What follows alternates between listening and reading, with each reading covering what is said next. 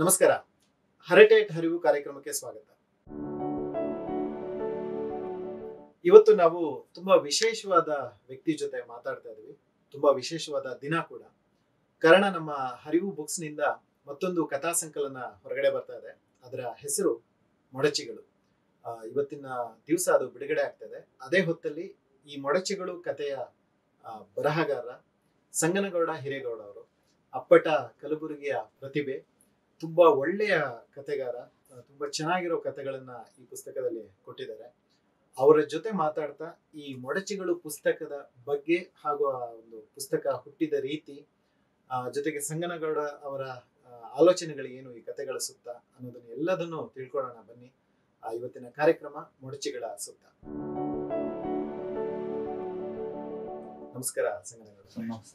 ಮೊದಲನೇದಾಗಿ ಹರಟೆ ಹರಿವು ಕಾರ್ಯಕ್ರಮಕ್ಕೆ ಸ್ವಾಗತ. ಜೊತೆಗೆ ಅಭಿನಂದನೆಗಳು, ಯಾಕಂದ್ರೆ ನಿಮ್ಮ ಮೊಡಚಿಗಳು ಪುಸ್ತಕ ಇವತ್ತು ಬಿಡುಗಡೆ ಆಗ್ತಾ ಇದೆ. ಸಾಕಷ್ಟು ಒಳ್ಳೊಳ್ಳೆ ಕಥೆಗಳು ಇದರಲ್ಲಿದೆ. ನನಗೆ ನಿಮಗೋಸ್ಕರ ಒಂದು ಮೊದಲನೇ ಪ್ರಶ್ನೆ ಏನಂದ್ರೆ, ನೀವು ಸಾಕಷ್ಟು ಲೇಖನಗಳನ್ನ ಬರಿತಾ ಬರ್ತಿದ್ದವರು, ಕಥೆಗಳ ಮೇಲೆ ಹೇಗೆ ಆಸಕ್ತಿ ಹುಟ್ಟಿತು ಅಥವಾ ಹೇಗೆ ಕಥೆಗಳನ್ನ ಒಂದು ಪುಸ್ತಕ ತರಬೇಕು ಅಂತ ಅನಿಸ್ತು? ಆಕ್ಚುಲಿ ಸರ್, ನಾನು ಮೊದಲಿಗೆ ಬರ್ದಿರೋದು ಕಥೆನೆ, ಆದ್ರೆ ಅದು ಒಂದು ಪ್ರಬಂಧ ಅನ್ನುವ ರೀತಿ ಒಳಗಡೆ ಅದು ಕಥೆ ಇತ್ತು. ಅದಕ್ಕಿಂತ ಮುಂಚೆ ನಾನು ಒಂದು ಸಿಸ್ಟಮೆಟಿಕ್ ಕಥೆಗಳನ್ನ ಓದಿರ್ಲಿಲ್ಲ. ನಮ್ಮ ತಾಯಿಯವರು ಕಥೆಗಳು ಹೇಳ್ತಿದ್ರು, ನಮ್ಮ ಅಜ್ಜಿ ಹೇಳ್ತಿದ್ರು, ನಮ್ಮೂರಲ್ಲಿ ಹಿರಿಯರು ಕಥೆಗಳು ಹೇಳ್ತಿದ್ರು. ಆ ಒಂದು ಕೇಳಿಕೊಂಡಂತ ವ್ಯಕ್ತಿ ಕಥೆಯ ಆರಂಭ ಮತ್ತು ಅದು ಬೆಳವಣಿಗೆ ಅಂತ್ಯ ಈ ತರದ ಒಂದು ಅದ್ರ ಬಗ್ಗೆ ನನಗೇನು ಅರಿವು ಇರ್ಲಿಲ್ಲ. ಒಂದು ಪ್ರಬಂಧ ರೂಪದಲ್ಲಿ ಒಂದು ನಮ್ಮೂರಲ್ಲಿ ಆದ ಸಂಗತಿಯನ್ನ ಬರೆದಿಟ್ಟಿದ್ದೆ. ಅದನ್ನ ಅಷ್ಟಕ್ಕೆ ಅಲ್ಲಿಗೆ ಕೈಬಿಟ್ಟು ನಂತರ ನಾನು ಬೇರೆ ಬೇರೆ ಪುಸ್ತಕಗಳ ಓದ್ತಾ ಆ ಪುಸ್ತಕದ ಕುರಿತು ನಾನು ಯಾವುದೇ ವಿಮರ್ಶೆಯ ಮಾನದಂಡಗಳು ಯಾವನು ಕೂಡ ನಾನು ಅದಕ್ಕೆ ನನ್ನ ಬರವಣಿಗೆ ನನ್ನ ಓದಿಗೆ ಅದು ಅಪ್ಲೈ ಮಾಡ್ದೇನೆ ಮುಕ್ತವಾಗಿ ನನಗೆ ಏನ್ ಅನಿಸ್ತದೆ ಅದನ್ನು ಬರಿತಾ ಬಂದೆ. ನಂತರ ಅದು PhD ಗೆ ಬಂದ ಮೇಲೆ ಅದಕ್ಕೊಂದು ಸಿಸ್ಟಮ್ ಅನ್ನೋದು ಇರ್ತದೆ, ಒಂದು ವಿಮರ್ಶೆ ಅನ್ನೋದು ಹೇಗೆ ಮಾಡ್ಬೇಕಂತ. ಆ ನೆಲೆಯಲ್ಲಿ ನಾನು ಓದ್ತಾ ಒಂದಷ್ಟು ಲೇಖನಗಳನ್ನು ಕೂಡ ಬರೆದೆ. ಆ ತರದ ಒಂದು ಈ ತತ್ವಪದ ಸಾಹಿತ್ಯ ಮತ್ತು ವಚನ ಸಾಹಿತ್ಯ, ಈ ತರದ ನಡುಗನ್ನಡದ ನಂತರದ ಮತ್ತು ನವೋದಯದ ಪೂರ್ವ ಕಾಲಘಟ್ಟದ ಒಂದು ಆ ಜರ್ನಿ ಏನಿದೆಯಲ್ಲ ಅದ್ರ ಕುರಿತು ನಾನು ತುಂಬಾ ಆಸಕ್ತಿ ಇರುವುದರಿಂದ ಒಂದಷ್ಟು ಲೇಖನಗಳನ್ನ ಬರೆದೆ. ನಂತರ ಅಲ್ಲಿ ಅದೇ ವಿಷನ್ ನಲ್ಲಿ ಒಂದಷ್ಟು ಕಥೆಗಳನ್ನ ನನ್ನ ತಲೆಯಲ್ಲಿ ಓಡ್ತಾ ಇದ್ವು. ನನ್ನ ಪರಿಸರಕ್ಕೆ ಮತ್ತು ನನ್ನ ಓದಿಗೆ ಅವೆರಡಕ್ಕೂ ಇಂಟರ್ಲಿಂಕ್ ಆಗಿ ಕಥೆಗಳನ್ನ ಬರಿಬೇಕು ಅಂತ ಅನಿಸ್ತು ಸರ್. ಸೊ ನಿಮ್ಮ ಪರಿಸರ ಮತ್ತೆ ನಿಮ್ಮ ಓದಿನ ವಿಷಯಕ್ಕೆ ನಾನು ಬರ್ತೀನಿ. ನೀವು ಅಂದ್ರೆ ನಿಮ್ಮ ಊರು ಕಲಬುರಗಿ ಜಿಲ್ಲೆ, ಸೊ ಅದರ ಬಗ್ಗೆ ಪರಿಚಯ, ನಿಮ್ಮ ಹುಟ್ಟಿದ್ದು ಬೆಳೆದಿದ್ದು ಓದಿದ್ದು ಎಲ್ಲ ಎಲ್ಲಿ ಅನ್ನೋದು? ಇಲ್ಲ ಸರ್, ಈಗ ನಮ್ಮ ಊರು ಈಗ ಮೊದಲು ಜೇವರ್ಗಿತ್ತು, ಈಗ ಯಡ್ರಾಮಿ ತಾಲೂಕು ಅಂಬರ್ಖೇಡ್ ಅಂತ ಹೇಳಿ ನಮ್ಮೂರು. ನಮ್ಮೂರಿಗೆ ಕಡ್ಕೋಳ ಮಡಿವಾಳಪ್ಪ ಅಂತ ಹೇಳಿ ನಾವು ವಚನಗಳಲ್ಲಿ ಅಲ್ಲಮ್ಮ ಹೇಗೋ ಆ ತತ್ವಪದಲ್ಲಿನೂ ಕೂಡ ಕಡ್ಕೋಳ ಮಡಿವಾಳಪ್ಪ ನಾವು ಹಾಗೆ ಅಂತ ಕರಿತೀವಿ. ಯಾಕಂತಂದ್ರೆ ಅನೇಕ ತತ್ವಪದ ಶಿಷ್ಯರನ್ನ ಕಲಿಸಿ ಅವರು ಒಂದು ಪರಂಪರೆಯನ್ನ ಕಟ್ಟುವಂತ ಕೆಲಸ ಮಾಡಿದರು. ಅಂಥ ನೆಲದವನು ನಾನು. ಆಬ್ವಿಯಸ್ಲಿ ನಮ್ಮ ತಂದೆಯವರು ತತ್ವಪದಗಳನ್ನ ಆಡ್ತಾರೆ. ಸುಮಾರು ಒಂದು ನೂರಾರು ತತ್ವಪದಗಳು ಅವರಲ್ಲಿ ಇದಾವೆ. ಯಾವುದೇ ಅಮಾವಾಸ್ಯೆ ಮತ್ತು ಹುಣ್ಣಿಮೆ, ಯಾರಾದ್ರೂ ತೀರ್ಕೊಂಡ್ರೆ ಮತ್ತೆ ಇನ್ನೇನೇನೋ ಬೇರೆ ಬೇರೆ ಕಾರ್ಯಕ್ರಮಗಳಿದ್ರೆ ಅಲ್ಲಿ ಆ ತತ್ವಪದಗಳನ್ನ ಹಾಡ್ತಾರೆ. ಅಂಥಲ್ಲಿ ನಾನು ಕೂಡ ನೂರಾರು ತತ್ವಪದಗಳು ಕೂಡ ಆಡ್ತೀನಿ. ಆ ಪರಂಪರೆ ಒಳಗಡೆ ಬೆಳೆದು ಬಂದವನು. ಹಾಗಾಗಿ ನಾನು PhDನೂ ಕೂಡ ಅದ್ರ ಮೇಲೇನೆ ನನಗೆ ಆಸಕ್ತಿ ಬಂತು. ಅನೇಕ ನನ್ನ ಕಥೆಗಳಲ್ಲಿ ನನಗೆ ಗೊತ್ತಿದ್ದೋ ಗೊತ್ತಿಲ್ದೇನೆ ಅನೇಕ ತತ್ವಪದ ಸಾಲುಗಳು ಕೂಡ ನನ್ನ ಕಥೆಗಳಲ್ಲಿ ಬಂದಿದ್ದಾವೆ. ಸೊ ನಿಮ್ಮ ಓದು ಮುಗಿದ್ಮೇಲೆ ನೀವು ಅಲ್ಲೇ ಕಲಬುರಗಿಯಲ್ಲೇ PhD?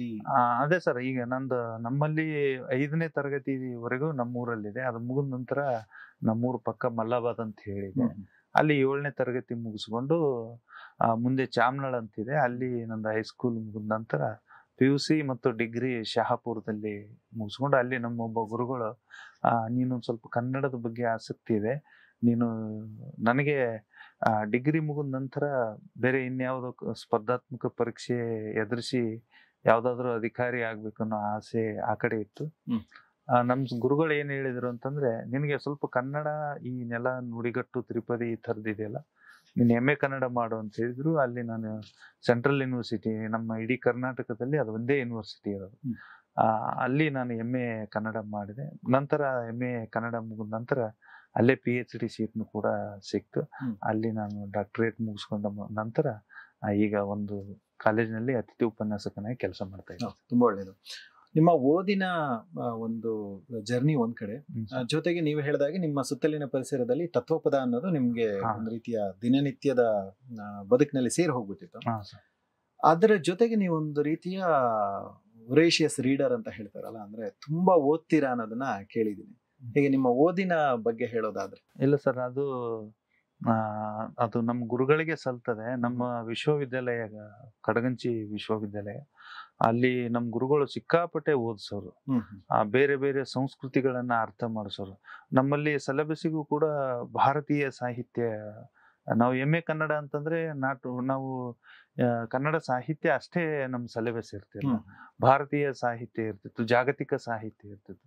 ಅನೇಕ ನಾವು ಸಾದತ್ ಅಸನ್ಮೆಂಟವನ್ನ ಓದಿಸಿದ್ರು, ನಮ್ಗೆ ಪ್ರೇಮ್ ಚಂದನ್ನ ಓದಿಸಿದ್ರು, ವೈಕಂ ಮೊಹಮ್ಮದ್ ಬಶೀರ್ ಅವರನ್ನ ಓದಿಸಿದರು. ಈ ತರದ ಭಾರತ ಮತ್ತು ಭಾರತೇತರ ಸಾಹಿತ್ಯವನ್ನ ನಮ್ಗೆ ಓದಿಸಿದರು. ಮತ್ತೆ ನಮ್ಮ ನೆಲದ ಸಾಹಿತ್ಯ ಅಂತೂ ನಾವು ಅದು ಇದ್ದೇ ಇತ್ತು. ಇವೆಲ್ಲವನ್ನ ಒಟ್ಟಿಗೆ ನಾವು ಓದ್ತಾ ಓದ್ತಾ ಓದ್ತಾ ಒಂದೇನೋ ನಮ್ಮ ಒಳಗಡೆ ನಾವು ಬರಿಬೇಕು. ನಮ್ಮ ನೆಲದ ಅನೇಕ ಜನರು, ಈ ಬಾಲ್ಯಕಾಲದ ಸಖಿ ಅಂತ ಹೇಳಿ ವೈಕಂ ಮೊಹಮ್ಮದ್ ಬಶೀರ್ ಅವರ ಒಂದು ಕತೆ ಇದೆ. ತನ್ನ ಬಾಲ್ಯವನ್ನ, ಅಲ್ಲಿಯ ಬಾಲ್ಯವನ್ನ ಅವನು ಕಟ್ಟಿಕೊಟ್ಟಾಗ ನನ್ಗೆ ತುಂಬಾ ಶಾಕ್ ಆಗಿತ್ತು. ನಾವು ನಮ್ಮ ಬಾಲ್ಯವನ್ನ, ನಮ್ಮ ಪರಿಸರವನ್ನ ಲೋಕಕ್ಕೆ ಯಾಕೆ ದಾಟಿಸಬಾರ್ದು? ಒಂದು ಸೃಜನಾತ್ಮಕವಾಗಿ ದಾಟಿಸುವ ಸಾಧ್ಯತೆಗಳು ಏನು ಅಂತ ನನಗೆ ಆಗಾಗ ಅನಿಸ್ತಿತ್ತು ಸರ್. ಹಂಗಾಗಿ ಅದನ್ನ ಬಹುಶಃ ನಾನು ನನ್ನ ಕತೆ ಒಳಗಡೆ, ನನ್ನ ಒಳಗೆ ಒಂದು ಕಲ್ಪನೆ ಒಳಗಡೆ ನನ್ನ ಊರಿನಿಂದ ಸ್ಟಾರ್ಟ್ ಆಗ್ತದೆ. ನಾನೇ ಮಾಡ್ಕೊಂಡಿರೋದು. ಆ ಓದುಗರು ಅದು ಕತೆ ಎಲ್ಲಿಂದಾದ್ರೂ ಸ್ಟಾರ್ಟ್ ಮಾಡ್ಕೊಳ್ಬಹುದು. ಬಟ್ ನನ್ನ ಒಳಗಡೆನೆ ನಮ್ಮ ಊರಿನಿಂದ ಯಾವ್ದೋ ಒಂದು ಕ್ಯಾರೆಕ್ಟರ್ ನಮ್ಮ ಊರಿನಿಂದ ಹೋಗ್ತಾ ಇದೆ. ಮತ್ ಇನ್ನೊಂದು, ನಾನು ಕತೆ ಬರಿಬೇಕಾದ್ರೆ ನಾನು ಯಾವ ಜಾಗದಲ್ಲಿ ಕೂತಿದ್ದೀನಿ ಅಲ್ಲಿಂದಲೇನೆ ಕತೆ ಸ್ಟಾರ್ಟ್ ಆಗೋದು. ನಾನು ಇಲ್ಲಿ ಕೂತು ಇನ್ಯಾವುದೋ ಬೆಂಗಳೂರಿನಲ್ಲಿ ಒಂದು ಕ್ಯಾರೆಕ್ಟರ್ ಅಲ್ಲಿಂದ ಹಂಗ ಆಗಲ್ಲ ಸರ್. ಈ ಜಾಗದಿಂದ ಅದು ಬೇಕಾದ್ರೆ ಎಲ್ಲಿಗಾದ್ರೂ ಹೋಗ್ಲಿ, ನನ್ನ ಜಾಗದಿಂದನೇ ಹೋಗ್ತಾ ಇದೇನೋ ಅಂತ ಆ ಫೀಲ್ ಆಗ್ತಾ ಬರಿತಾ ಇರ್ತೀನಿ. ಹಂಗೆ ಬರೆದಿರೋದು ನನ್ನ ಕತೆಗಳು. ಆಗ ಪಾತ್ರಗಳಲ್ಲಿ ಒಂದ್ ರೀತಿ ಗಟ್ಟಿತನನು ಕಾಣುತ್ತೆ. ಯಾಕಂದ್ರೆ ನಿಮ್ಮ ಜಾಗ ಆಗಿರೋದ್ರಿಂದ ಪಾತ್ರಗಳು ಹೇಗಿರುತ್ತೆ, ಹೇಗ್ ಮಾತಾಡ್ತಾನೆ, ಉಡುಗೆ ತೊಡುಗೆ ಏನು ಅಥವಾ ಅವನ ಆಲೋಚನೆಗಳೇನು ಎಲ್ಲದೂ ನಿಮಗ್ ಗೊತ್ತಿರುತ್ತೆ. ನಿಮ್ಗೆ ಜಾಸ್ತಿ ಅದ್ರ ಪರಿಚಯ ಇರುತ್ತೆ. ಹಾಗಾಗಿ ಅದರಲ್ಲಿ ಗಟ್ಟಿತನ ಮೂಡ್ತಾ ಹೋಗುತ್ತೆ. ಆಮೇಲೆ ಹೊರಗಡೆ ಹೋದಾಗ ಈ ವ್ಯಕ್ತಿ, ಈ ಪಾತ್ರ ಅದನ್ನ ಹೇಗ್ ನೋಡ್ಬೋದು? ಯಾವುದೋ ಕಲಬುರಗಿ ಅಥವಾ ಜೀವರ್ಗಿಯಲ್ಲಿ ಇರೋ ಒಂದು ಪಾತ್ರ ಬೆಂಗಳೂರಿಗೆ ಬಂದಾಗ ಅದನ್ನ ಯಾವ ರೀತಿ ನೋಡ್ಬೋದು, ಅಥವಾ ಮುಂಬೈಗೆ ಹೋದಾಗ್ಲೋ, ಡೆಲ್ಲಿಗೆ ಹೋದಾಗ್ಲೋ, ಅಥವಾ ಹೊರಗಡೆ ಎಲ್ಲೋ ಹೋದಾಗ ಅದನ್ನ ಯಾವ ರೀತಿ ನೋಡ್ಬೋದು, ಯಾವುದೇ ಒಂದು ವಿಚಾರನೆ ಹೇಗ್ ನೋಡ್ಬೋದು ಅನ್ನೋದ್ರ ಮೇಲೆ ನೀವು ಆಲೋಚನೆ ಮಾಡೋದಕ್ಕಾಗುತ್ತೆ. ಅವಾಗ ನಿಮ್ಗೊಂದು ಕ್ರಿಯೇಟಿವ್ ಫ್ರೀಡಮ್ ಇರುತ್ತೆ ಅಂತ ನನಗನ್ಸುತ್ತೆ. ಅದಕ್ಕೋಸ್ಕರ ನೀವು ಒಂದು ಆ ಪರಿಸರನ ಕಟ್ಬಿಟ್ಟು. ಇನ್ನೊಂದು ಮಡಿವಾಳಪ್ಪನ ಒಂದು ಮಾತಿದೆ ಸರ್, ಅಲ್ಲೇನಾದು ಇಲ್ಲೇ ನೀ ನೋಡು. ಅಂದ್ರೆ ಈ ಸ್ವರ್ಗ ನರಕ ಅನ್ನುವ ಈ ಬೈಫರ್ಕೇಶನ್ ಇದೆಯಲ್ಲ, ಇಲ್ಲೇ ಸ್ವರ್ಗ, ಇಲ್ಲೇ ನರಕ, ಇಲ್ಲೇ ಕಾಶಿ ರಾಮೇಶ್ವರ ನೋಡು ಅಂತ ಹೇಳಿ. ಅಂದ್ರೆ ಕಡ್ಕೊಳ್ಳೋದಲ್ಲೇ ನೋಡು ಅಂತ. ಲೋಕ ಕಡ್ಕೊಳ್ಳೋದ ಮೂಲಕ ನಾವು ಲೋಕ ನೋಡ್ಬೇಕು, ಲೋಕದ ಮೂಲಕ ಕಡ್ಕೊಳ್ಳ್ ನೋಡೋದಲ್ಲ ಅಂತ ಒಂದು ತತ್ವಪದ. ನನಗೆ ನನ್ನ ಕತೆಗಳು ನನ್ನ ನೆಲದಿಂದಲೇನೆ ಅದು ಪುಟ್ಟಿದ್ದು ಬೇರೆ ಕಡೆ ಅದು ಹೋಗ್ಲಿ ಅಂತ ನನಗೆ ಹಂಗ ಅನಿಸ್ತು ಸರ್. ಹಂಗೆ ನಾನು ಬಹುತೇಕ ಕತೆಗಳನ್ನು ಕೂಡ ನಾನು ಹಂಗೆ ಮೊಡಚಿಗಳ ಪುಸ್ತಕದಲ್ಲಿ ಬರೋ ಎಲ್ಲಾ ಕತೆಗಳಲ್ಲೂ ಆ ರೀತಿಯ ಫ್ಲೇವರ್ ಅನ್ಸುತ್ತೆ ನಮ್ಗೆ. ಅಂದ್ರೆ ಅಲ್ಲಿಯ ನೇಟಿವಿಟಿ ಜೊತೆಗೆ ಅಂದ್ರೆ ಹೆಚ್ಚಿನ ಬೇರೆ ಊರಿನ ಬರಹಗಾರರಲ್ಲಿ ನಮಗೆ, ನಾವು ಆಸ್ ಅ ಪಬ್ಲಿಷರ್ ಆಗಿ ನಮ್ಗೆ ಕಥೆಗಳು ಬರುವಾಗ ಅವರು ಅವರ ಸುತ್ತಲಿನ ಪಾತ್ರಗಳನ್ನು ಬಿಟ್ಟು, ಅಥವಾ ಅವ್ರು ಹೇಗ್ ಮಾತಾಡ್ತಾರೋ, ಯಾರೋ ಒಬ್ರು ದಾವಣಗೆರೆಯವರು ಅಥವಾ ಇನ್ನೊಬ್ರು ಹುಬ್ಳಿಯವರು ಇದ್ರೆ ಅವ್ರು ಹೇಗ್ ಮಾತಾಡ್ತಾರೋ ಆ ವಿಷಯನ ಬಿಟ್ಟು ಬೆಂಗಳೂರು ಕನ್ನಡದಲ್ಲಿ ಬರೆಯೋ ಪ್ರಯತ್ನನೋ ಅಥವಾ ಇನ್ನೊಂದ್ ರೀತಿ ಸಾಮಾನ್ಯ ಕನ್ನಡ ಅಂತ ಏನಿರುತ್ತೋ ಅವ್ರ ಪಾತ್ರಗಳು ಹಾಗೆ ಮಾತಾಡೋದಕ್ಕೆ ಪ್ರಯತ್ನ ಮಾಡ್ತಾ ಇರುತ್ತೆ. ಅಲ್ಲಿ ಏನೋ ಒಂದು ಗಟ್ಟಿತನ ಕೆಲವು ಸಲ ಸಿಗ್ತಾ ಹೋಗಲ್ಲ. ಆದ್ರೆ ಮೊಡಚಿಗಳ ಪುಸ್ತಕಗಳ ಕಥೆಗಳಲ್ಲಿ ಆ ರೀತಿ ಇಲ್ಲ. ಅಂದ್ರೆ ಎಲ್ಲವೂ ಕಲಬುರಗಿಯ ಭಾಷೆಯನ್ನೇ ಮಾತಾಡ್ತವೆ. ಸೊ ಅದು ನಿಮಗೆ ನಿಜವಾಗ್ಲೂ ಅಂದ್ರೆ ಕತೆ ಗಟ್ಟಿತನ ಕೊಟ್ಟಿದೆ ಅಂತ ಅನ್ಸುತ್ತೆ. ನಿಜ ಸರ್. ಯಾಕಂತಂದ್ರೆ ನಮ್ಮ ಅನುಭವಕ್ಕೆ ಮೀರಿದ ಬರವಣಿಗೆ ಆಗ್ಲಿ, ನಮ್ಮ ಅಳತೆಗೆ ಮೀರಿದ ಮಾತುಗಳಾಗ್ಲಿ, ನಾವು ಆಡ್ಬಾರ್ದು ಬರಿಬಾರ್ದು ಅಂತ ನಾನು ಬಲವಾಗಿ ನಂಬಿಕೊಂಡವನು. ಆ ಒಂದೇ ಸಲ ಬೇರೆ ಒಂದು ಕ್ಯಾರೆಕ್ಟರ್ ತರಬೇಕಾದ್ರೆ ಅದನ್ನ ನಾನು ನಿಜವಾಗ್ಲೂ ನನ್ನ ಒಳಗೆ ಇಳಿದಿದ್ದೇನಾ, ಅದು ಅಲ್ಲಿಯ ಭಾಷೆ, ಆ ವ್ಯಕ್ತಿತ್ವ ಇಳಿದಿದೇನಾ ಅಂತ ನಾನು ಕೇಳ್ಕೊತಾ ಇರ್ತೀನಿ. ನಾನು ಒಂದು ಕಥೆಯಲ್ಲಿ ಒಂದು ಬರುವ ಈ ಉಡುಪಿ ಭಟ್ರು ಒಂದು ಬರ್ತಾರೆ, ಅದನ್ನು ನನಗೆ ಎಷ್ಟು ಸಲ ಅದು ನಾನು ಕೃತಕವಾಗಿ ತರ್ತಾ ಇದ್ದೇನೇನೋ ಅಂತ ಅನಿಸಿದೆ ನನಗೆ. ಯಾಕಂದ್ರೆ ಅವನ್ ಕೈ ಕೆಳಗೆ ಕೆಲಸ ಮಾಡೋನು ನಮ್ಮ ಪರಿಸರದವನು ಇರೋ ಕಾರಣಕ್ಕೋಸ್ಕರ ಅಲ್ಲಿ ನನ್ಗೆ ಹಂಗ ಅನ್ಸಲ್ಲ, ಅದು ಸಹಜವಾಗಿ ಬಂದು ಬಿಡ್ತದೆ. ಈಗ ಆ ಭಟ್ರು ಮಾತನಾಡುವ ಪದಗಳಿದಾವಲ್ಲ, ಅವು ಕೇಳಿಸ್ಕೊಂಡ ಪದಗಳು, ನನ್ನ ಒಳಗಿನಿಂದ ಅದು ನನ್ಗೆ ಗೊತ್ತಿಲ್ಲದೆ ಹುಟ್ಟಿದ ಪದಗಳಲ್ಲ. ಹಂಗಾಗಿ ಸ್ವಲ್ಪ ಅದು ಕಷ್ಟ ಆಗ್ತದೆ ನನಗೆ. ಬೇರೆ ಬೇರೆ ಅದು ಓದಿನ ಮೂಲಕ ಬಂದಿರುವಂತ ಬರವಣಿಗೆಗೂ ನನ್ನ ಬದುಕಿನ ಅನುಭವದ ಮೂಲಕ ಬಂದಿರುವ ಬರವಣಿಗೆ ನನಗೆ ಸ್ವಲ್ಪ ಅಜಗಜಾಂತರ ಅಂತ ಅನಿಸ್ತದೆ. ಓದಿಂದು ಒಂದು ಸೋರ್ಸ್ ಇದೆ ನನ್ನ ಕಡೆ, ಬಟ್ ನಮ್ಮ ಊರು, ನಮ್ಮ ಪರಿಸರ, ಅಲ್ಲಿಯ ಸಂಗತಿಗಳು, ಅಲ್ಲಿಯ ನುಡಿಗಟ್ಟುಗಳು ನಾನು ಹೇಳ್ಕೊಂಡಿದ್ದೀನಿ. ನಮ್ಮ ತಾಯಿಯವರು ಹೇಳುವ ಕಥನ ಕ್ರಮಗಳು ನನಗೆ ತುಂಬಾ ಇಷ್ಟ. ಅವೆಲ್ಲ ಸೇರಿ ಆ ತರದ ಒಂದು ಕಥೆಯ ರೂಪದಲ್ಲಿ ಬಂದಿದಾವೆ ಅಂತ ಅನಿಸ್ತದೆ. ನಿಮ್ಮ ಓದಿನ ಸೋರ್ಸ್ ಹೇಗಿದೆ ಸರ್? ಅಂದ್ರೆ ಮನೇಲಿ ಎಷ್ಟು ಪುಸ್ತಕಗಳಿದೆ? ಪುಸ್ತಕ ಒಂದು ನನಗೆ ಅದೊಂದು ಹವ್ಯಾಸ ಇದೆ ಸರ್. ಯಾವುದೇ ಪುಸ್ತಕ ಈಗ ಒಂದು ನಮ್ಮ ಸರ್ಕಲ್ ಅಲ್ಲಿ ಇದೆ, ಯಾವುದೋ ಒಂದು ಹೊಸ ಸಿನಿಮಾ ಬಂದ್ರೆ ಅದನ್ನ ನಾನು ಸಿನಿಮಾ ಥಿಯೇಟರ್ಗೆ ಹೋಗಿ ನೋಡ್ಬೇಕು ಅನ್ನುವಂತ ಹಂಬಲ ಇರ್ತದೆ. ನನಗೊಂದು ಏನು ಅಂತಂದ್ರೆ, ಕರ್ನಾಟಕದ ಯಾವುದೇ ಪುಸ್ತಕ ಬರಲಿ, ನನಗೆ ಅದು ಇಷ್ಟ ಆಯ್ತು ಅಂತಂದ್ರೆ ನಮ್ಮ ಸ್ನೇಹಿತರ ಹತ್ರ, ನನ್ನ ಹತ್ರ ದುಡ್ಡು ಇರ್ಲಿಲ್ಲ ಅಂದ್ರೆ ನಮ್ಮ ಸ್ನೇಹಿತರ ಹತ್ರ ಸಾಲ ಆದ್ರೂ ಇಸ್ಕೊಂಡು ಹೆಂಗಾದ್ರೂ ಮಾಡಿ, ಅದು 1000 ಇರ್ಲಿ, 1500 ಇರ್ಲಿ, ಆ ಪುಸ್ತಕವನ್ನ ನಾನು ಖರೀದಿ ಮಾಡ್ತೀನಿ ಸರ್. ಹಂಗಾಗಿ ಸುಮಾರು ಪುಸ್ತಕಗಳು ನನ್ನ ಮನೆಯಲ್ಲಿ ಇದಾವೆ. ಬಟ್ ಪುಸ್ತಕ ಇಡ್ಲಿಕ್ಕೆ ನಮ್ಮ ಮನೇಲಿ ಜಾಗ ಇಲ್ಲ. ಈ ಮಳೆಗಾಲದಲ್ಲಿ ಸೋರ್ತದೆ, ಅದು ತುಂಬಾ ನನಗೆ ಹೆಂಗಾದ್ರೂ ಅದಕ್ಕೆ ಒಂದು ಈಗ ಶೆಡ್ ಮಾಡಿದೀನಿ ಸರ್ ಪುಸ್ತಕಗಳು ಇಡ್ಲಿಕ್ಕೆ. ಮತ್ತು ಯಾರಾದ್ರೂ ನನ್ನ ಮನೆಗೆ ಬಂದ್ರೆ ಅವರಿಗೆ ಒಂದು ಪುಸ್ತಕ ಕಾಣಿಕೆ ರೂಪದಲ್ಲಿ ಕೊಡ್ತೀನಿ. ಸುಮಾರು ಜನಕ್ಕೆ ಪುಸ್ತಕಗಳು ಕೊಟ್ಟಿದ್ದೀನಿ ಸರ್ ಓದಲಿಕ್ಕೆ. ಅಂದ್ರೆ ನಾನು ಓದಿರೋ ಪುಸ್ತಕಗಳನ್ನ ನೀವು ಓದ್ರಿ ಅಂತ ಅವ್ರಿಗೆ ಕೊಟ್ಟಿದ್ದೀನಿ ಸರ್. ಸಿಕ್ಕಾಪಟ್ಟೆ ಪುಸ್ತಕಗಳು ಕೊಟ್ಟಿದ್ದೀನಿ ಸ್ನೇಹಿತರಿಗೆ. ನಿಮ್ಮ ಲೇಖನಗಳನ್ನ ಬರೆಯುವಂತ ಅಭ್ಯಾಸ ಎಷ್ಟು ವರ್ಷಗಳಾಯ್ತು ಸರ್? ಎಷ್ಟು ವರ್ಷದಿಂದ ಬರೀತಾ ಇದ್ದೀರಾ ಲೇಖನಗಳು?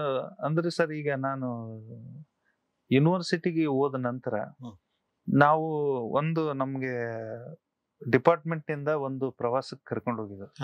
ನನಗೆ ಈ ತರದ ಪ್ರವಾಸಗಳು, ಯಾವ್ದಾದ್ರು ಒಂದು ಕಾರ್ಯಕ್ರಮಕ್ಕೆ ಹೋದವು, ಅವುಗಳನ್ನ ಬಹಳ ಕ್ರಿಯೇಟಿವಿಟಿಯಾಗಿ ಬರೆಯೋ ಒಂದು ನನಗಿತ್ತು. ನಾವು ಬೆಳಗಾವಿಗೆ ಒಂದು ಸಲ ಕಾದಂಬರಿ ಶಿಬಿರಕ್ಕೆ ಹೋಗಿದ್ದೆವು. ಅದನ್ನ ಮುಗಿಸ್ಕೊಂಡು ನಾವು ಸ್ವಲ್ಪ ಗೋವಾಕ್ಕೆ ಹೋಗಿಟ್ಟು ಬಂದೆವು ಸರ್. ಅದಕ್ಕೆ ನಾನು ಕಡಗಂಚಿಯಿಂದ ಕಡಲಂಚಿನವರೆಗೆ ಅಂತ ಒಂದು ಟೈಟಲ್ ಕೊಟ್ಟು ಇಲ್ಲಿಂದ ಹೇಗೆ ನಾವು ಸ್ಟಾರ್ಟ್ ಮಾಡಿದೆವು, ಮತ್ತು ಅಲ್ಲಿ ಕಾದಂಬರಿಯ ಸುತ್ತಮುತ್ತ ಎದ್ದ ಪ್ರಶ್ನೆಗಳು, ಯಾರ್ಯಾರು ಏನ್ ಒಂದು ಮಾಹಿತಿ ಪೂರ್ವಕವಾಗಿ ಅಷ್ಟೇ ಅದನ್ನೆಲ್ಲ ತಗೊಂಡು ಈ ತರದ ಒಂದು ಲೇಖನಗಳು ಹಿಂಗ್ ಬರೆಯುವ ಚಟ ಅಂದ್ರೆ ಹವ್ಯಾಸ ನನಗಿತ್ತು ಸರ್. ಮುಂದೆ ನಾನು ಪುಸ್ತಕಗಳನ್ನ ಓದಿ ಒಂದಿಷ್ಟು ಕಲೆಕ್ಟ್ ಮಾಡ್ಕೊಳ್ತಿದ್ದೆ ಸರ್. ಈಗ ನಾನು ಎಚ್.ಎಸ್. ಶಿವಪ್ರಕಾಶ್ ಅವರ 3-4 ನಾಟಕಗಳನ್ನ ಇಟ್ಕೊಂಡು ಒಂದು ಲೇಖನ ಮಾಡಬೇಕು, ಈ ತರದ್ದು ಒಂದು. ಅದು ನನ್ನ ಮುಂದೆ ನಾವು ವಿಶ್ವವಿದ್ಯಾಲಯಕ್ಕೆ ಯಾವ್ದಾದ್ರು ಅಪ್ಲಿಕೇಶನ್ ಹಾಕ್ಬೇಕಾದ್ರೆ, ಯಾವ್ದಾದ್ರು ಒಂದು UGC ಪತ್ರಿಕೆಯಲ್ಲಿ ಆ ಲೇಖನ ಬಂತಂದ್ರೆ ಅದು ನನ್ನ ಮಾರ್ಕ್ಸ್ ಕೂಡ ಆಗ್ತದೆ ಅನ್ನುವ ಆ ನಿಟ್ಟಿನಲ್ಲಿಯೂ ಕೂಡ ಲೇಖನಗಳು ಬರ್ದೆ ಸರ್. ನಾಟಕಗಳ ಮೇಲೆ, ತತ್ವಪದಗಳ ಮೇಲೆ, ಕಥೆಗಳು, ಸಮಕಾಲೀನ ಕಥೆಗಳ ಮೇಲೆ 1-2-3 ಲೇಖನಗಳು ಮಾಡಿದ್ದೀನಿ. ಕಾದಂಬರಿ ಮೇಲೆ ಲೇಖನಗಳು ಮಾಡಿದ್ದೀನಿ. ಈ ರೀತಿಯಾದಂಥದ್ದು ಒಂದೊಂದು ಪುಸ್ತಕ ಅಲ್ಲ, ಒಂದಿಷ್ಟು ಆ ಏರಿಯಾ ಇಟ್ಕೊಂಡು ಲೇಖನಗಳು ಮಾಡಿದೀನಿ ಸರ್. ಅದು ಪುಸ್ತಕ ಮಾಡ್ಬೇಕಂತ ಇದೆ. ಇನ್ನು ಸ್ವಲ್ಪ ನನಗೆ ಸ್ಯಾಟಿಸ್ಫ್ಯಾಕ್ಷನ್ ಅಂತ ಇಲ್ಲ. ನನಗೆ ಅದು ಪುಸ್ತಕ ಮಾಡ್ಬೇಕು ಅಂತ ನನಗೆ ಅದು ತೃಪ್ತಿ ಆಗ್ಬೇಕು, ಆವಾಗ ಮಾಡ್ಬೇಕಂತ ಇದೆ. ಸ್ಯಾಟಿಸ್ಫ್ಯಾಕ್ಷನ್ ಇಲ್ಲ ಅನ್ನೋದು ನನ್ನ ಅಂದ್ರೆ ನಿಮ್ ಜೊತೆ ಒಡನಾಟದಿಂದ ಸ್ವಲ್ಪ ಗೊತ್ತಾಗ್ತಿದೆ ಅಂತ ಅನಿಸ್ತಿದೆ. ಸುಮಾರು ಲೇಖನಗಳನ್ನ ಬರ್ದಿದ್ದೀರಾ, ಅದ್ರ ಜೊತೆಗೆ ಒಳ್ಳೊಳ್ಳೆ ಕಥೆಗಳು ಕೂಡ ಇದೆ. ನನಗೆ ಈ ಮೊದಲನೇ ಬಾರಿಗೆ ನನಗೆ ಈ ಕಥೆಗಳನ್ನ ಕೇಶವ ಮಳಿಗೆ ಅವರು ರೆಫರ್ ಮಾಡಿ ಈ ಒಳ್ಳೆ ಕಥೆಗಳಿದೆ ನೋಡಿ ಪಬ್ಲಿಷ್ ಮಾಡಿ ಅಂತ. ಸೊ ಎಷ್ಟೋ ಕಥೆಗಳನ್ನು ಓದ್ತಾ ಇರ್ತೀವಿ ನಾವು ಪಬ್ಲಿಕೇಶನ್ಗೆ ಅಂತ. ಈ ಕಥೆಗಳನ್ನು ಓದಿದ ತಕ್ಷಣ ಮೊದಲನೇ ಸಲಕ್ಕೆ ಇಷ್ಟು ಚೆನ್ನಾಗಿದೆಯಲ್ಲ ಕಥೆಗಳು, ಯಾರೋ ಎಕ್ಸ್ಪೀರಿಯನ್ಸ್ ರೈಟರ್ ಬರ್ದಿರೋದು ಅಂತ ಅನಿಸ್ತಾ ಇತ್ತು. ಡೆಫಿನೆಟ್ಲಿ ನಿಮ್ಗೆ ಅನುಭವ ಅಂತೂ ತುಂಬಾ ಚೆನ್ನಾಗಿದೆ ಬರವಣಿಗೆಯಲ್ಲಿ. ಆದ್ರೆ ಈಗಾಗಲೇ ನನಗೊಂದು 4-5 ಪುಸ್ತಕ ನಿಮ್ದು ಹೊರಗಡೆ ಬಂದಿರುತ್ತೆ ಅನ್ನೋ ಒಂದು ಅಭಿಪ್ರಾಯ ನನ್ನಲ್ಲಿತ್ತು. ಅಷ್ಟು ಕಥೆಗಳು ತುಂಬಾ ಮಾಗಿರುವಂತ ಕಥೆಗಳಾಗಿತ್ತು. ನೀವು ನೋಡಿದ್ರೆ ಇಲ್ಲ ಇನ್ನೂ ಈ ಕಥೆಗಳಲ್ಲಿ ಇನ್ನೊಂದೆರಡು ತೆಗಿಯೋಣ, ಇದ್ಯಾಕೋ ಸ್ವಲ್ಪ ಇನ್ನೂ ಸ್ವಲ್ಪ ಹೊತ್ತು ಅಂದ್ರೆ ಇನ್ನೊಂದ್ ಸ್ವಲ್ಪ ದಿನ ಬಿಡ್ಬೇಕಾಗತ್ತೆ ಅನ್ಸುತ್ತೆ, ಆ ರೀತಿಯ ಆಲೋಚನೆ ನಿಮ್ಮಲ್ಲಿತ್ತು. ಹಾಗಾಗಿ ಸ್ಯಾಟಿಸ್ಫ್ಯಾಕ್ಷನ್, ಸಮಾಧಾನ ಅನ್ನೋದು ನಿಮ್ಗೆ ಕಥೆಗಳ ವಿಷಯದಲ್ಲಿ ತುಂಬಾ ಕಡಿಮೆ ಅಂತ ಅನ್ಸುತ್ತೆ. ಇಲ್ಲ ಸರ್, ನನಗೆ ಇದ್ರೊಳಗೆ ಇಲ್ಲಿ ಪರಿಪೂರ್ಣ ಅಂತ ಯಾವುದೂ ಇರಲ್ಲ. ಪರಿಪೂರ್ಣದೆಡೆಗೆ ನಾವೆಲ್ಲ ಹೋಗ್ತಾ ಇರೋದು, ಹೋಗ್ತಾ ಇರೋದು ಅಷ್ಟೇ. ನನಗೆ ಇನ್ನೂ ಇದ್ರೊಳಗಡೆ ಇನ್ನೂ ಸ್ಯಾಟಿಸ್ಫ್ಯಾಕ್ಷನ್ ಇಲ್ಲ. ಅಂದ್ರೆ ನನಗೆ ಒಂಥರ ಮುಜುಗರ, ಯಾರ ಕತೆಗಳು ಅಂತಾರೋ ಇಲ್ಲೋ, ಈ ತರದ್ದು ಒಂದು ಇವ್ನೇನಪ್ಪ ಸುಮ್ನೆ ಬರ್ದದ್ದೆಲ್ಲಾನು ಬರವಣಿಗೆ ಆಗ್ಲಿಕ್ಕೆ ಆಗಲ್ಲ. ಆ ತರದ್ದು ಇದ್ರೊಳಗೆ ಒಂದ್ 2-3 ಕತೆಗಳಿಗೆ ನನಗೆ ಅತೃಪ್ತಿ ಇದೆ. ಹಂಗೆ ಉಳಿದು ಎಲ್ಲ ತೃಪ್ತಿ ಯಾವ ಅಂತ ಏನಲ್ಲ ಸರ್. ಅವಕ್ಕೆ ಒಂದಿಷ್ಟು ಬಹುಮಾನಗಳು ಬಂದುವಲ್ಲ ಸ್ವಲ್ಪ, ಅಂದ್ರೆ ಸಂಗಾತದ್ದು, ಜನಶಕ್ತಿ ಮೀಡಿಯಾದು, ಬುಕ್ ಬ್ರಹ್ಮದ, ಈ ತರದ ಕತೆಗಾರರೇ ಅದನ್ನ ಆಯ್ಕೆ ಮಾಡಿರೋದ್ರಿಂದ ಒಂದ್ ಸ್ವಲ್ಪ ತೃಪ್ತಿ ನನಗೆ. ಕೇಶವ ಮಳಗಿ ಸರ್ ಅಂತವ್ರು, ಮಾಂತೇಶ್ ನವುಲ್ಕಲ್ ಅಂತವ್ರು, ವಿನಯ ಒಕ್ಕುಂದ ಅಂತವ್ರು, ದೇವು ಪತ್ತಾರ ಅಂತವ್ರು ನನ್ನ ಕತೆಗಳನ್ನ ಯಾವುದು ಕತೆಗಳಿಗೆ ಅಂತ ಬಹುಮಾನ ಕೊಟ್ಟಾಗ, ಕತೆಗಾರರಾಗಿರೋದ್ರಿಂದ ನನಗೆ ಒಂದ್ ಸ್ವಲ್ಪ ನಾನು ಕತೆಗಳು ಬರಿತೀನಿ ಅನ್ನುವ ಒಂದು ನನ್ನ ಮೇಲೆ ನನಗೆ ನಂಬಿಕೆ ಬಂದಿದೆ. ನಾನು ಕತೆಗಾರ ಅಂತ ಗಟ್ಟಿಯಾಗಿ ಇನ್ನು ಎದುಬಿಸಿ ಹೇಳುವಷ್ಟರ ಮಟ್ಟಿಗೆ ಇನ್ನು ನನಗೆ ಅಷ್ಟು ತೃಪ್ತಿ ಇಲ್ಲ. ಅದು ನಿಮ್ಮ ದೊಡ್ಡತನ ಅಂತ ನನಗನ್ನಿಸ್ತಾ ಇದೆ. ಯಾಕಂದ್ರೆ ಒಬ್ಬ ಓದುಗನಾಗಿ ಈ ಕತೆಗಳನ್ನ ನೋಡಿದಾಗ ಆ ರೀತಿ ಅನಿಸಿಲ್ಲ. ಅಂದ್ರೆ ನೀವು ಒಳ್ಳೆ ಕತೆಗಾರರೇ ಅಂತ ಅನಿಸಿದೆ. ಇನ್ನೂ ಒಳ್ಳೆ ಕತೆಗಳಿದೆ. ಈ ಪುಸ್ತಕ ನನಗೆ ಪ್ರಶ್ನೆ ಇತ್ತು, ಅಂದ್ರೆ ಇಷ್ಟೇ ಕತೆಗಳ ನಿಜವಾಗ್ಲೂ ಸಾಕ ಅಂತ, ತೆಳ್ಳಗೆ ಬೆಳ್ಳಗೆ ಇದೆ ಅಂತ. ನೀವು ಬೆಳಗ್ಗೆ ತುಂಬಾ ಚೆನ್ನಾಗಿ ಹೇಳಿದ್ರಿ ಸರ್, ಪುಸ್ತಕ ಇಷ್ಟು ದೊಡ್ಡದು ಬೇಡ ಅಂತ ಹೇಳಿ. ಅಂದ್ರೆ ಇದ್ರಲ್ಲೂ ಇನ್ನೆರಡು ಕತೆ ತೆಗೆಯೋಣ ಅನ್ನೋದು ನಿಮ್ಮೊಂದು ಅನಿಸಿಕೆ ಆಗಿತ್ತು. ನಮ್ ಗುರುಗಳು ವಿಕ್ರಮ್ ವಿಸಾಜಿ ಸರ್ ಅವರು ಯಾವಾಗ್ಲೂ ಹೇಳ್ತಿದ್ರು, ನಮ್ಮ ಬರವಣಿಗೆಯಲ್ಲಿ ಅನವಶ್ಯಕವಾದ ಕೊಲೆಸ್ಟ್ರಾಲ್ ಇರಬಾರ್ದು ಅಂತ. ಅವ್ರು ಈಗ ನನ್ನ ಮುನ್ನುಡಿಯೊಳಗೂ ಹೇಳಿದ್ದಾರೆ. ಅವ್ರು ಒಂದು ಕೊಲೆಸ್ಟ್ರಾಲ್, ಬೊಜ್ಜು ಅನ್ನುವ ಪದನು ಕೂಡ ಬಳಸಿದ್ದಾರೆ. ನನ್ಗೆ ಹಂಗೆ ಅನಿಸ್ತದೆ ಸರ್. ನನ್ನ ಅನುಭವಕ್ಕೆ, ನನ್ನ ತಿಳುವಳಿಕೆಗೆ ದಕ್ಕದೆ ಇರೋದನ್ನ ತಂದು ಅಲ್ಲೆಲ್ಲ ಹಾಕೋದು ಸರಿಯಲ್ಲ ಅಂತ ನನಗೆ ಅನ್ಸಿದೆ ಸರ್, ಅನಿಸ್ತಾ ಇರ್ತದೆ. ಹಂಗಾಗಿ ನನ್ನ ಅನುಭವದ ಆಚೆಗೆ ಯಾವ ಒಂದ್ ಅಕ್ಷರನು ಅದ್ರೊಳಗೆ ನಾನು ಬಳಸಿಲ್ಲ ಅನ್ನೋದು ನನಗೆ ಅಷ್ಟು ಮಾತ್ರ ಆತ್ಮವಿಶ್ವಾಸ ಇದೆ ಸರ್. ಯಾರೋ ಒಬ್ರು ಗೀತಾ ನಾಗಭೂಷಣ್ ಅವರು ನಮ್ಮ ಯೂನಿವರ್ಸಿಟಿಗೆ ಬಂದಾಗ ಒಂದ್ ಮಾತು ಕೇಳಿದೆ ಸರ್. ಸುಮಾರು ಕವಿತೆ ಬರೆಯೋರಿಗೆ ಹೇಳ್ತಿದ್ರು, ನೀನು 4000 ಕವಿತೆ ಬರೆಯದೇನು ಓದದೆ ಕವಿತೆ ಬರೀಲಿಕ್ಕೆ ಹೋಗ್ಬಾರ್ದು. ಒಂದು ಕವಿತೆ ಬರಿಬೇಕಾದ್ರೆ ಸುಮಾರು ಒಂದು 4000 ಕವಿತೆಗಳನ್ನ ಓದಿರ್ಬೇಕು ಅಂತ ಹೇಳಿದ್ರು. ಅವ್ರ ಅನುಭವದ ಮಾತುಗಳನ್ನ ಹೇಳಿದ್ರು. ಬಹುಶಃ ನನಗೆ ಅನಿಸ್ತದೆ ಹಂಗೆ ನಾವು ಓದದೆ ಬರಿಬಾರದು ಅಂತ. ಸರ್ವಜ್ಞನು ಕೂಡ ಓದದೆ ನಾವು ಬರಿಬಾರದು ಅಂತನೂ ಕೂಡ ಹೇಳ್ತಾರೆ. ಅಂದ್ರೆ ನಾವು ಓದ್ಬೇಕು ಹೆಚ್ಚೆಚ್ಚು, ಬೇರೆ ಬೇರೆಯವರ ಅನುಭವಗಳು, ಬೇರೆ ಬೇರೆ ಸಾಂಸ್ಕೃತಿಕ ಜಗತ್ತು ಹೇಗಿದೆ, ಅವೆಲ್ಲ ಜಗತ್ತನ್ನು ನೋಡಿ ನನ್ನ ಜಗತ್ತು ನಾನು ನೋಡುವ ಬಗೆ ಯಾವುದು ಅಂತ ನಾವು ಕಂಡುಕೊಳ್ಬೇಕಂತ ಅನಿಸ್ತದೆ. ಹಂಗಾಗಿ ನಾನು ಹಂಗೆ ಮಾಡುವ ಪ್ರಯತ್ನ ಸರ್, ಹಾಗೆ ಮಾಡ್ಬೇಕಂತ ಅನ್ಕೊಳ್ತಾ ಬರ್ತಾ ಇದ್ದೀನಿ ಅಷ್ಟೇ. ಮಾಡಿದೀನಿ ಅಂತಲ್ಲ, ಮಾಡೋ ಮಾಡ್ಬೇಕಂತ ಆ ದಾರಿಯಲ್ಲಿ ಇದೀನಿ ಸರ್. ಒಂದು ಅದ್ಭುತವಾದ ಕಥೆಗಳಿರುವಂತ ಪುಸ್ತಕ ನಮ್ಮ ಕೈಯಲ್ಲಿದೆ ಈಗ. ನೀವು ಏನೇ ಹೇಳ್ಬೋದು ಅಂದ್ರೆ, ನಾನು ಇನ್ನೂ ಓದಿ ಇನ್ನೂ ಚೆನ್ನಾಗಿ ಬರೀಬೇಕು ಅಥವಾ ಇದರಲ್ಲಿ ಇನ್ನೂ ಒಂದಷ್ಟು ತೆಗಿಬೇಕಾಗಿತ್ತು ಅಂತ ಹೇಳ್ತಾ ಇರ್ಬೋದು. ಬಟ್ ಒಬ್ಬ ಓದುಗನಾಗಿ, ಒಬ್ಬ ಪಬ್ಲಿಷರ್ ಆಗಿ ನೋಡಿದಾಗ ನಿಜವಾಗ್ಲೂ ತುಂಬಾ ಅದ್ಭುತವಾದ ಕಥೆಗಳು ಮೂಡು ಬಂದಿದೆ ಅನ್ನೋದು ನಮ್ಮ ಅನಿಸಿಕೆ. ಇದ್ರ ಕತೆ ಒಳಗಡೆ ನಾನು ಅಂದ್ರೆ, ಇಷ್ಟು ಒಳ್ಳೆ ಕಥೆಗಳಿಗೆ ನಿಮಗೂ ಯಾವ್ದಾದ್ರು ಒಂದು ಸ್ಫೂರ್ತಿ ಇರ್ಲೇಬೇಕು. ನಿಮ್ಮ ಸ್ಫೂರ್ತಿ ಏನು ಇದಕ್ಕೆ? ಈ ಫಸ್ಟ್ನೇ ಕತೆ ತಲೆದಿಂಬು ಅಂತ ಇದೆಯಲ್ಲ, ಅದು ನಾನು ಯಾಕೆ ಆ ಕತೆ ಬರಿಬೇಕು ಅಂತ ಅನಿಸ್ತು ಅಂತಂದ್ರೆ, ಈಗ ನಾವು 5 ಜನ ಅಣ್ಣ ತಮ್ಮರು. ನಮ್ಮ ಅಣ್ಣರು ಆಲ್ರೆಡಿ ಡಿವೈಡ್ ಆಗಿದ್ದಾರೆ.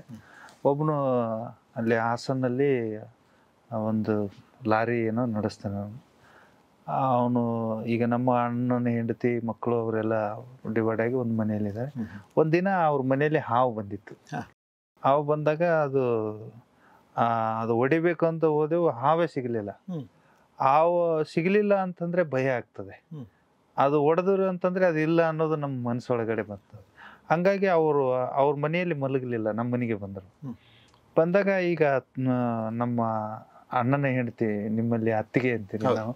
ನಾವು ವೈನಿನೂ ಅನ್ನಲ್ಲ, ನಾವು ಯಕ್ಕ ಅಂತ ಕರಿತೀವಿ. ಅವ್ರಿಗೆ ಬಂದಾರೆ ಅಂತ ಹೇಳಿ ನಾವು ಮಲ್ಕೊಂಡಿದ್ದ ಅಟ್ಟದಲ್ಲಿ ಆ ತಲೆದಿಂಬನ್ನ ಅವರಿಗೆ, ನಮ್ಮ ತಲೆದಿಂಬ ಅಂತ ನಮ್ಮ ಅಕ್ಕವ್ರಿ ಅಂತ ಹೇಳಿ ಅವ್ರಿಗೆ ತಲೆದಿಂಬು ಕೊಟ್ಟು, ಈ ರೇಷನ್ ಇದಾವಲ್ಲ ಸರ್, ಆ ಅಕ್ಕಿ ಮೂಟೆ ಒಳಗಡೆ ಇದು ನನಗೆ ತಲೆದಿಂಬು ಇಟ್ಕೊಂಡು ಮಲ್ಕೊಂಡಿದೆ. ನಮ್ಮ ಕಡೆ ಬುರ್ಬುರಿ ಅಂತ ಕರಿತೀವಿ ನಾವು, ಬುರ್ಬುರಿ ಆಗ್ತವೆ ಅದ್ರೊಳಗಡೆ. ಅವು ಕರ ಕರ ಕರ ಕರ ಕರ ಸೌಂಡ್ ಮಾಡಿದಕ್ಕೋಸ್ಕರ ನನಗೆ ನಿದ್ದೆ ಹತ್ತಲಿಲ್ಲ. ಎದ್ದು ಕೂತು ಈಗ ತಲೆದಿಂಬಿರ್ಲಿಲ್ಲ ಅಂದ್ರೆ ನಿದ್ದೆ ಹತ್ತಲ್ಲ, ಅದು ಇಟ್ಕೊಂಡ್ರೆ ಹುಳ ಸೌಂಡ್ ಮಾಡ್ತಿದೆ. ಅದಕ್ಕೆ ಇಡೀ ಬೆಳತನ ಕುಂತು ತಲೆದಿಂಬು ಅಂತ ಹೇಳಿ ಕತೆ ಸ್ಟಾರ್ಟ್ ಮಾಡಿದೆ. ತಲೆದಿಂಬು ಅಂತ ಹೇಳಿ ಅಂದ್ರೆ ಅವು ಎರಡು ಗಂಡ ಹೆಂಡತಿ ತಲೆದಿಂಬು, ಇವರಿಬ್ರು ಗಂಡ ಹೆಂಡತಿ ಅಂತೇಳಿ ಹಿಂಗ ಒಂದು ಇಡೀ ಬೆಳತನ ಬೆಳಗ್ಗೆ 6 ಗಂಟೆಗೆ ಅದು ಕತೆ ಬರೆಯೋದು ಬಿಟ್ಟೆ. ಮತ್ತೆ ಒಂದಿನ ನೆಕ್ಸ್ಟ್ 6 ಗಂಟೆ ಮತ್ತು 10 ಗಂಟೆ, ಬೆಳಗ್ಗೆ 10 ಗಂಟೆನಿಂದ ಮತ್ತೆ ಸಾಯಂಕಾಲ 6 ಗಂಟೆಗೆ ಅದು ಕತೆ ಮುಗಿಸಿ ಒಂದು 6 ದಿನ ಆ ಕಡೆ ಹೋಗ್ಲೇ ಇಲ್ಲ. 6 ದಿನ ಹೋಗಿ ಮತ್ತೆ ರಿಟರ್ನ್ ಓದಿದೆ.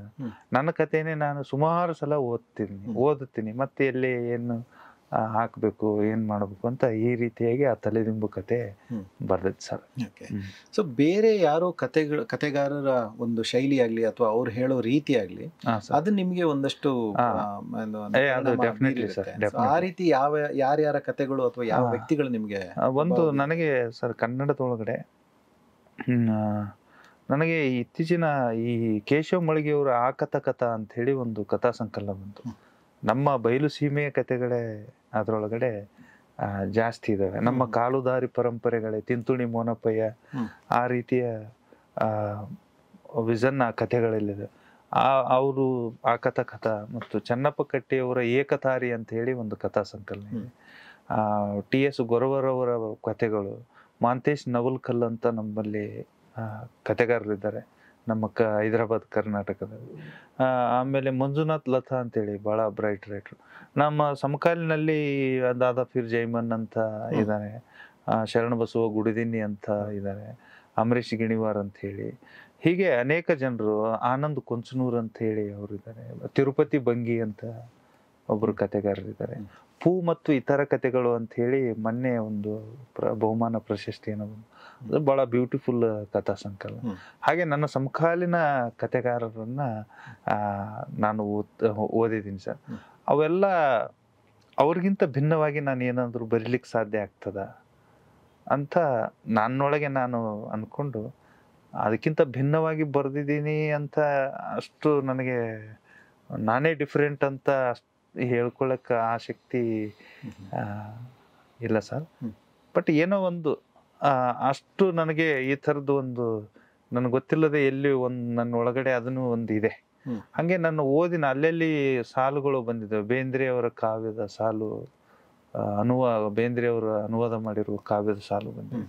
ನಮ್ಮ ಜನಪದದ ನುಡಿಗಟ್ಟುಗಳು ಸಾಕಷ್ಟು ಅದರೊಳಗಡೆ ಬಂದಿದೆ. ನಾನು ಓದಿರುವ ಬರವಣಿಗೆ ಕೆಲವು ಅಲ್ಲಲ್ಲಿ ಸಾಲುಗಳು, ಮತ್ತು ನನ್ನ ನೆಲದ ನಮ್ಮ ತಾಯಿಯವರು ಹಾಡುವ, ನಮ್ಮ ತಂದೆಯವರು ಹಾಡುವ ಈ ಥರದ ಸಾಲುಗಳು ಅಲ್ಲಲ್ಲಿ ನನಗೆ ಗೊತ್ತಿದ್ದು ಕತೆಗೆ ಪೂರಕವಾಗಿ ಬಂದಿದ್ದಾವೆ ಅಂತ ನನಗನ್ನಿಸ್ತದೆ. ನಾನೇನೋ ಒತ್ತಾಯಪೂರ್ವಕವಾಗಿ ತರಬೇಕಂತ ನನಗೇನು ಆ ಥರದ ಆಂಬಿಷನ್ ಏನು ಇರಲಿಲ್ಲ ಸರ್. ಆ ಕತೆ ಸಂದರ್ಭಕ್ಕೆ ನನಗೆ ಗೊತ್ತಿಲ್ಲದೆ ಅಲ್ಲಿಗೆ ಬಂದು ಅದು ಸೇರ್ಕೊಂಡಿದೆ ಏನೋ ಅಂತ ನನಗೆ ಅನ್ನಿಸ್ತದೆ. ಹಂಗಾಗಿ ನನಗೆ ಸದ್ಯಕ್ಕೆ ಇದು ಕತೆ ಒಂದು ಹಂತಕ್ಕೆ ಅಂತ ನನಗೆ ತೃಪ್ತಿ ಅಂತ ಪ್ರಾರಂಭದಲ್ಲಿ ನಿಮ್ಗೆ ಏನು ಹೇಳಿದ್ನಲ್ಲ ಹಂಗ ಅನಿಸಿದೆ ಸರ್ ಅಷ್ಟೇ. ಇದ್ರೊಳಗಡೆ ಇನ್ನೊಂದು ಕತೆ ಬೃಂಗನಾಗು ಅನ್ನೋ ಕತೆ ತುಂಬಾ ವಿಶೇಷವಾದ. ಇದ್ರ ಹಿನ್ನೆಲೆಯಲ್ಲಿ ನೀವು ಅಂದ್ರೆ ಅದನ್ನೊಂದು ನಾವು ಮಾತಾಡ್ಬೇಕು ಅಂತ ಅನ್ಕೊಂಡಿದ್ವಿ. ಇದರ ಒಂದು ಹಿನ್ನೆಲೆ, ಇದು ಹೇಗೆ ಹುಟ್ಟಿತು ಅನ್ನೋದನ್ನ ತಿಳಿಸ್ಕೊಡೋದಾದ್ರೆ? ಸರ್, ಅದು ಕತೆ ಬಹಳ ಇಂಟ್ರೆಸ್ಟಿಂಗ್. ಏನು ಅಂತಂದ್ರೆ, ಕಾಡ್ಸಿದ್ರು ಅಂತ ಬರ್ತಾರೆ, ಊರೊಳಗಡೆ ಬರ್ತಾರೆ ಅವ್ರು. ಅದೇ ಕೋಟ್ ಹಾಕೊಂಡಿರ್ತಾರೆ, ಒಂದು ಕೈಯಾಗ ದಮಡಿ, ಬುಡಬುಡಿಕೆರ್ ಅಂತ ನಾವೇನು ಕರಿತೀವಲ್ಲ. ನಾನು ಈ ಹೇರೂರು ಇರುಪನಗೂಡನ ಬುಡುಬುಡಿಕೆ ಪದಗಳು ಕೇಳಿದ್ದೆ ಸರ್. ಅವ್ರ ತತ್ವಪದನೇ ಇದೆ. 80 ಚರಣದ ಒಂದು 4 ಸಾಲಿನ ಒಂದು ಚರಣದ 80 ಚರಣದ ಅವ್ರದೊಂದು ಬುಡುಬುಡಿಕೆ ಪದಗಳು ಅಂತ ಇದೆ. ಆ ಇಲ್ಲಿ ಕಂಪ್ಲಿ ವಿರುಪನಗೌಡ ಅಂತ ಹೇಳಿ ಬಹಳ ದೊಡ್ಡ ಸಾಧಕರು. ಅವೆಲ್ಲ ನಮ್ಮ ಅಣ್ಣವ್ರೆಲ್ಲ ಅವು ಕ್ಯಾಸೆಟ್ಗಳೆಲ್ಲ ತಂದಿದ್ರು. ಆಗ್ಲೇನೆ ಅವೆಲ್ಲ ಕೇಳ್ತಿದ್ದೆ. ಈ ಬುಡುಬುಡಿಕೆರು ಭವಿಷ್ಯ ಹೇಳೋದು, ಆ ಭವಿಷ್ಯಗಳು ನಂಬ್ತೀನಿ ಬೀಳ್ತೀನಿ ಅದು ಬೇರೆ ವಿಷಯ. ಅವರ ನೆರೆಟಿವ್ಸ್ಗಳು ನನಗೆ ಬಹಳ ಉಳಿದಿರೋದು. ಒಂದು ಏನಂತಂದ್ರೆ, ಅವರು ನಮ್ಮ ಪಕ್ಕದ ಒಂದು 40 ಕಿಲೋಮೀಟರ್ ಊರು ಬೊಮ್ಮನಹಳ್ಳಿ ಅಂತ ಒಂದು ಊರಿದೆ ಸರ್. ಆ ಊರವರು ಅವರು ಒಂದಿಷ್ಟು ಊರುಗಳ ಶೇರ್ ಮಾಡ್ಕೊಂಡಿದ್ದಾರೆ. ಅವ್ರು ಡಿವೈಡ್ ಆದ್ರಂದ್ರೆ ಅವ್ರ ಊರುಗಳು ಹಂಚ್ಕೊಳ್ತಾರೆ. ನಾವು ಹೇಗೆ ಹೊಲ ಮನಿಗಳನ್ನ ಹಂಚ್ಕೊಳ್ತೀವಿ, ಅವ್ರ ಊರುಗಳನ್ನ ಹಂಚ್ಕೊಳ್ತಾರೆ. ನಮ್ಮ ಊರಿಗೆ ಬಂದಾತ ಈ ಥರದ ನಮ್ಮ ಊರಿಗೆ ಯಾರ ಕಾವಿ ತೊಟ್ಟೋರಾಗ್ಲಿ ಈ ತರ ಬಂದವರಲ್ಲಿ ಅವ್ರ ಜೊತೆ ನನಗೆ ವಿಶೇಷವಾದ ಒಂದು ಒಡನಾಟ. ನಮ್ಮ ಮನ್ಯಾಗ ಗೊತ್ತಿಲ್ಲದನ್ ಕಳು ಮಾಡ್ಕೊಂಡು ರೊಟ್ಟಿ ಮೊಸರು ಹಿಂಗ್ ಒಯ್ದು ಕೊಡುವ ಚಟ ಅದು ನನ್ನ ಬಾಲ್ಯದಿಂದಲೂ ಬಂದಿದೆ. ಹಂಗೋಗಿ ಅವ್ರ ಜೊತೆ ಮಾತಾಡೋದು, ಅವ್ರಿಗೆ ಊಟ ಮಾಡಿಸೋದು, ಅವ್ರಿಗೆ ಕಳ್ಸೋದು ಈ ರೀತಿ. ಅವನಿಗೆಲ್ಲ ಊಟ ಗಿಟ್ಟ ಮಾಡಿಸಿ ಊಟ ಮಾಡಿದ ನಂತರ ಅವನೇನ್ ಮಾಡ್ತಾನೆ ಅಂದ್ರೆ, ಆ ರಾತ್ರಿ ಇಡೀ ರಾತ್ರಿ 12 ಗಂಟೆಗೆ ನಮ್ಮ ಊರಿನ ಸ್ಥಿತಿಗತಿಗಳ ಬಗ್ಗೆ ಅವನು ಹೇಳಿ ಮತ್ತು ಮುಂದಿನ ಊರಿಗೆ ಹೋಗೋನು. ಬೆಳಗ್ಗೆ ರಾತ್ರಿ ಎಲ್ಲ ಹೇಳಿ ಬೆಳಗ್ಗೆ ದುಡ್ಡು ಇಸ್ಕೊಂಡು ಮುಂದಿನ ಊರಿಗೆ ಹೋಗೋನು. ರಾತ್ರಿ 12 ಆಗಿತ್ತು. ನಾನು ನಮ್ಮ ಮನೆ ಮ್ಯಾಳಿಗೆ ಮೇಲೆ ಮಲ್ಕೊಂಡಿದ್ದೆ. ಲೈಟ್ ಎಲ್ಲ ಹೋಗಿದ್ವು. ನಮ್ಮ ಮನೆಯಿಂದ ಒಂದು ಭಯಂಕರವಾದ ನಾಯಿ ಇತ್ತು. ಕುರಿಯ ನಾಯಿ ಅದು. ಈ ಕುರಿಯ ನಾಯಿಗೆ ಸಿಟ್ಟು ಜಾಸ್ತಿ. ಅದು ಯಾಕಂದ್ರೆ ಹಸಿ ಹಾಲು ಕುಡಿದಿರ್ತದೆ ಅದು. ನಮ್ಮ ಮನೆಯಲ್ಲಿ ಕುರಿ ಸಿಕ್ಕಾಪಟ್ಟೆ ಕುರಿಗಳಿದ್ದು. ಆ ನಾಯಿ ಭಯಂಕರ ಸಿಟ್ಟಿರುವ ನಾಯಿ. ಆ ಮನುಷ್ಯ ರಾತ್ರಿ 12 ಗಂಟೆ ಲೈಟ್ ಹೋಗಿದೆ, CC ರೋಡ್ ಇದೆ. ಆ ನಾದದೊಳಗಡೆ ಬರುವಾಗ ಆ ನಾಯಿ ಅವನಿಗೆ ಕಡಿಯಕ ಸಹಜವಾಗಿ ಸಾಮಾನ್ಯ ನಾಯಿ ಇದ್ದು ಅಂದ್ರೆ ಬೇರೆ, ಅದು ಡೇಂಜರ್ ನಾಯಿ. ಅದು ಹಿಂಗ್ ಬಾಯಿ ಹಾಕ್ತು. ಇಂಥ ಸಾಕಷ್ಟು ನಾಯಿಗಳು ನೋಡಿರ್ತಾರೆ ಅವರೇ ಆಗಿರೋದ್ರಿಂದ ಸಾಕಷ್ಟು ನಾಯಿಗಳು ನೋಡಿರ್ತಾರೆ. ಅವನು ಎಲ್ಲಿ ಒಂದ್ ಸ್ವಲ್ಪ ಇಂಬ್ಯಾಲೆನ್ಸ್ ಆಯ್ತು ಏನೋ, ಅದು ಆ ಡಮರು ಜಾರಿ ಕೆಳಗಡೆ ಬಿದ್ದು ಬಿಡ್ತು. ಆ ಡೌನ್ ಇತ್ತು ರೋಡ್.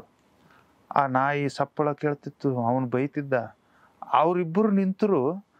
ಅದು ಟಕ್ ಟಕ್ ಟಕ್ ಟಕ್ ಟಕ್ ಟಕ್ ಟಕ್ ಟಕ್ ಹೋಗುವ ಸಪ್ಪಳ ನನಗೆ ಹಿಂಗ್ ನಮ್ಮ ಮನಿ ಹಿಂದಲ ಹಿಂಗ್ ಸುತ್ತರ್ಕೊಂಡು ಹಿಂಗ್ ಬರ್ತದೆ ರೋಡ್ ಸರ್.